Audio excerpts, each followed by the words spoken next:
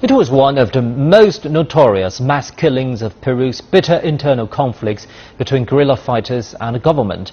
Throughout the 1980s and 90s, nearly 70,000 Peruvians died as a result of the conflict. Now, 30 years on, a Peruvian court has handed down sentences convicting army officers responsible for the infamous Accomarca massacre. Dan Collins reports. The family members of the victims finally had their day in court. After a trial lasting nearly 6 years, judges sentenced 10 former army officers to jail terms of between 10 and 25 years. Junior soldiers received shorter terms or were acquitted, while the maximum term was given to the former general convicted of giving the order to kill.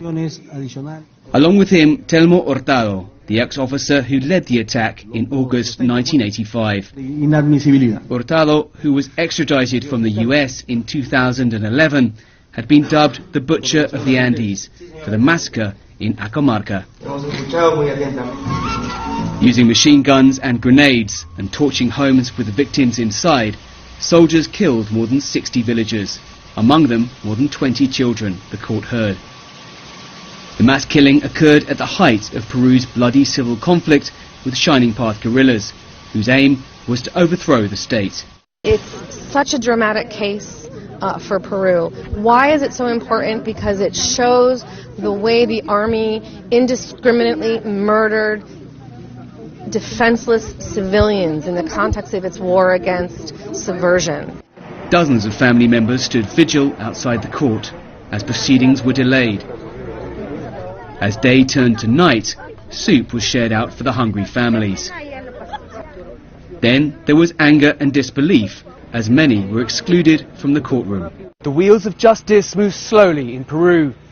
These family members of the victims have been waiting for more than 3 decades to see those responsible for the Accomarca massacre finally punished. But after a day waiting outside the courtroom, only half of them were allowed inside to hear the sentencing.